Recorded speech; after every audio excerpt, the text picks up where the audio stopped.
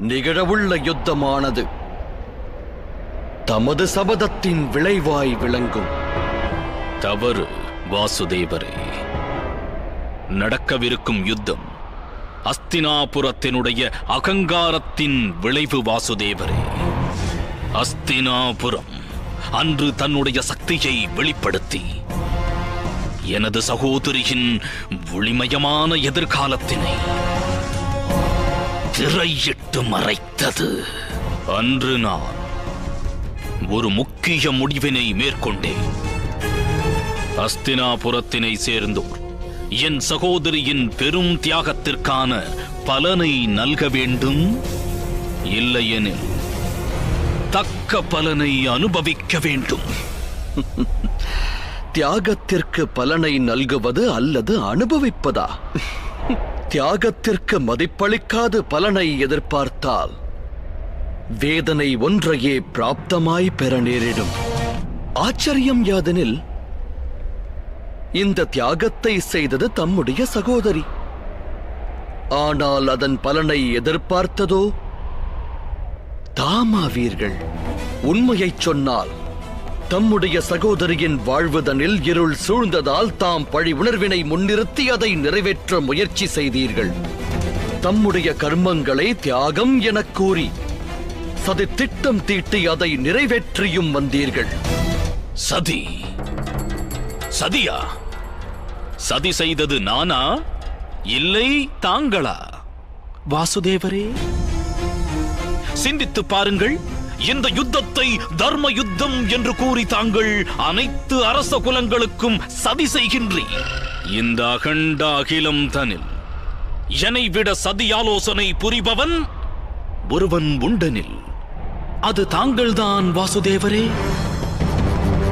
நான் மிகுந்த நம்பிக்கையோடு இருக்கிறேன். தங்களுடைய இந்த தர்ம யுத்தத்தில் தாங்கள் சதி செயலை பிரயோகித்து அதர்மத்தை அவசியம் புரிவீர்.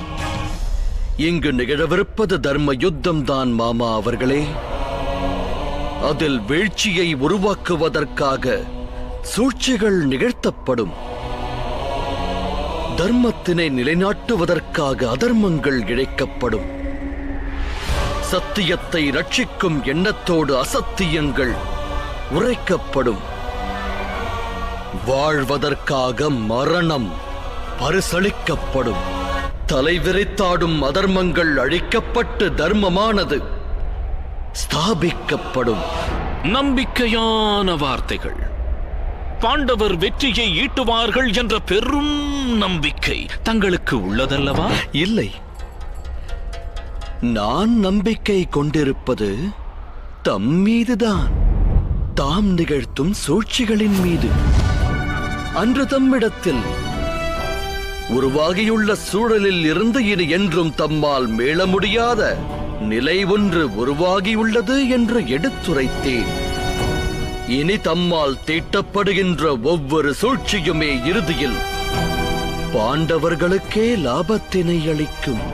அதன் பொருள் புரிகிறதா? தம்முடைய சூழ்ச்சியே தமக்கு வீழ்ச்சியை தரும் என்கிறேன். நாளைய தினம் முதல் தம்முடைய சூழ்ச்சிகளுக்கும் அனைத்து கபடங்களுக்கும் ஒவ்வொரு அதர்மச் செயலுக்கும் பதில் கிடைக்கும். இதனை தாம் தம் நினைவில் நிறுத்துங்கள். முக்கிய விஷயம் ஒன்றினை தாங்கள் நினைவில் கொள்ள வேண்டும் வாசுதேவரே. நடக்கவிருக்கும் யுத்தத்தில் அஸ்திரத்தை ஏந்த மாட்டேன் என்று உரைத்திருக்கின்றீர்கள். நிகழவுள்ள இந்த யுத்தத்தில் அஸ்திரம் ஏந்த மாட்டேன் என்று நான் உரைத்தது உண்மைதான். ஆயினும் என்னுடைய சக்தியானது ஆயுதம் என்றாகாது. இந்த ரணபூமியில் நான் தர்மம் எனும் சக்தியை ஏந்தி நிற்பேன்.